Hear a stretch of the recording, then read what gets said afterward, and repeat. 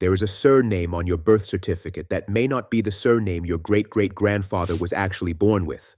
Not a nickname, not a spelling mistake, a different name entirely, quietly swapped out one letter at a time until the family stopped answering to the old one altogether. Most people never think to check. The surname just sits there at the top of every form, so ordinary it seems permanent, like it has always belonged to the family and always will. But for a very specific group of American families, especially those with roots in Quebec, that name is the second name. The first one was left behind, on purpose, sometimes in a single generation, and almost nobody wrote down why. Here is the test you can run on yourself right now. Say your last name out loud. Now ask, does it sound like it was built for an English tongue, but feel like it is missing a letter or a sound or an accent mark that used to be there? Names like Cushing, Bushey, Gagnon, Lashway, Trombley, Parent, Roy, Gero, Lucier. If one of those is sitting in your family tree or something close to it, you are looking at the ghost of a name that used to be spelled completely differently and pronounced in a language most of these families stopped speaking within 2 generations of arriving. So here is what we are actually going to find out today: where these names came from before America got its hands on them, and why an entire population agreed, family by family, town by town, to let their real name disappear. The honest answer is not shame, and it is not an accident at Ellis Island, because most of these families never passed through Ellis Island at all. The real answer involves a border you have probably never thought about, a religion, a factory whistle, and a century of quiet pressure that left almost no paper trail. Before we get into it, hold 3 questions in your head. Why would a family choose to erase its own name instead of having it forced on them by an immigration clerk? Why does this pattern of vanished names cluster so heavily in one part of the United States and barely appear anywhere else? And why, when researchers finally went looking for the original names, did they find that some families had not just translated their name, they had swapped it for a completely unrelated English word that only sounds similar? Every one of those has a real answer, and they connect. Hold that. Let us start with where these families actually came from, because it is not where most people assume. The common story about immigrant names being changed is the Ellis Island story, an overworked clerk mishearing a name and writing down whatever he thought he heard. It is a good story. It is also, for this particular group, almost entirely wrong. The families we are talking about did not sail across an ocean into New York Harbor. They came south, overland, across a border that barely felt like a border at all, from Quebec into New England. Towns like Lowell, Massachusetts, drew 31,000 French Canadians between 1860 and 1900 alone, making them the largest ethnic group by 1880. Between the 1840s and the 1930s, roughly 900,000 French Canadians left the farms of Quebec for the mill towns of Massachusetts, New Hampshire, Vermont, Maine, and Rhode Island, chasing wages in the textile factories that were consuming labor faster than they could be filled. There was no immigration officer waiting with a form. In Manchester, New Hampshire, the Amos Keeg Manufacturing Company, the world's largest textile mill, employed 17,000 workers at its peak, drawing French-Canadian immigrants by the thousands. There was a train, or a wagon, and then a job, which means the name changes did not happen at a border checkpoint. They happened somewhere much slower and much more personal, inside the mill towns themselves, over years, sometimes over the course of a single working life. Keep that detail in mind: the mill town, the slow pressure of an English-speaking workplace on a French-speaking family. It is the key to every answer coming, including the twist at the end, the one that turns this from a story about disappearance into a story about something being preserved after all. Here is the pattern that genealogists eventually noticed once they started digging through parish records on one side of the border and factory payrolls on the other. A French-Canadian surname would arrive in New England perfectly intact, spelled exactly as it had been spelled in Quebec for 200 years. Then, within one generation, sometimes within one lifetime, it would start to shift. Not randomly. In 3 very specific ways. The first way was simple translation. A name that meant something in French got swapped for the English word that meant the same thing. Boulanger, meaning baker, became baker. La Fontaine became fountain, or Fontaine stayed but got pronounced as if it rhymed with mountain. Leroy, the king, sometimes stayed Leroy and sometimes simply became king. The second way was phonetic collapse, where the spelling just gave up trying to represent the French sound and settled for whatever English spelling produced something close. This is where it gets strange and where those names from the start come from. Cauchon, a real and fairly common Quebec surname, became Cushing because Cushing was a name English ears already knew how to say, and it happened to sound close enough. Boucher, meaning butcher, became Bushey. L'Écuyer, meaning the squire or shield-bearer, lost its apostrophe and its accent and eventually became Lashway, a word that means nothing in either language, but was easy for a payroll clerk to write and easy for a foreman to shout across a factory floor.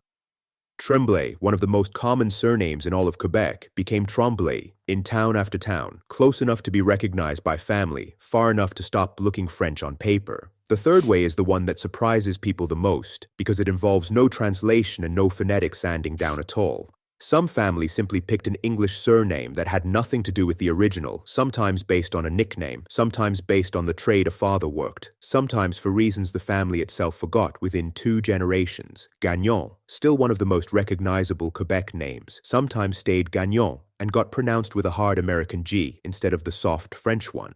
Other times, entire branches of a Gagnon family adopted a completely different English name, and the connection back to Quebec disappeared from the written record almost entirely, kept alive only in oral memory if it was kept alive at all. Now here is the part that stops this from being a simple story about assimilation, and turns it into a real mystery. Why did families do this to themselves? Nobody was legally required to change a surname in the United States. There was no law, no form, no official demanding it. So why would tens of thousands of families, over the course of 2 or 3 generations, quietly let their names dissolve? The answer that researchers keep landing on is pressure, but a very specific, very local kind of pressure. Not from the government, but from the mill floor in the schoolyard. French-Canadian workers in New England textile towns were often seen, by English-speaking management and by earlier waves of immigrants, as a separate and sometimes unwelcome group, derisively nicknamed in ways that do not need repeating, and blamed for driving down wages. Some families responded by joining mutual aid societies like l'Union Saint-Jean-Baptiste d'Amérique, founded in Woonsocket, Rhode Island in 1900, which promoted the welfare of French-Canadian members and worked to preserve French identity even as surnames were shifting. Children were sometimes punished at school for speaking French at all. A name that marked you instantly as French-Canadian could mark you for exactly that kind of treatment. In the hiring line, in the classroom, in the next town over. By the 1870s, Fall River, Massachusetts had eclipsed Lowell as the leading producer of inexpensive cotton goods, becoming another major destination for French-Canadian textile workers facing exactly this pressure. Anglicizing the name was not usually a single dramatic decision. It was hundreds of small ones. A foreman writing it down wrong and nobody correcting him twice. A son introducing himself with the easier version at a new job. A daughter marrying and quietly letting the old spelling go. Multiply that by 3 generations and an entire family's paper trail can shift from Quebec French to Massachusetts English without anyone ever deciding out loud to erase anything. That is the second question from the start. Answered. The name did not get taken. It got worn down, the way a stone gets worn down by a river, current after current, generation after generation, until the original shape is almost gone. And that brings us to why this pattern clusters so tightly in one region and almost nowhere else in the country. This was not a nationwide immigration story. It was a regional one, driven by a specific economic engine, the New England textile mills, and a specific migration corridor, the land route south from Quebec, that simply did not exist in the same way for immigrants arriving by ship into New York or Boston Harbor from other parts of the world. If your family surname shifted along these particular lines, translation, phonetic collapse, or a straight swap to an unrelated English name, look at where the family lived: Massachusetts, New Hampshire, Vermont, Maine, Rhode Island, or upstate New York before the mid-20th century. If any of those are in your family, the odds are very real that you are looking at exactly this pattern, and not some more famous story you might have heard about a different port and a different country. Now, the honest caveat, because this deserves one. Not every English-sounding surname with a French cousin is proof of this exact history. Some families kept their French name entirely intact for centuries and still carry it proudly today, unchanged. Some name changes in this same region had nothing to do with French-Canadian migration at all and trace back to entirely different origins. The only way to know for certain which story applies to your own family is to trace it through parish records in Quebec, through Milltown census entries, through the baptismal registers that, unlike so many other records from this era, were kept with remarkable and stubborn consistency by the Catholic parishes on both sides of the border. The Drouin Collection, a major genealogical compilation of Quebec Catholic parish records from 1621 to the 1940s, holds over 15 million entries that researchers use to trace pre-migration surnames back to their original spelling. Genetics can tell you that your ancestry includes French-Canadian populations. It cannot, on its own, tell you that Cushing used to be Cauchon. Only the paper can do that, and for once, in this particular corner of American immigration history, an unusual amount of that paper survived. And that is the twist hiding at the end of this story, the one I promised at the start. The name may have been worn away, but the record of what it used to be mostly was not.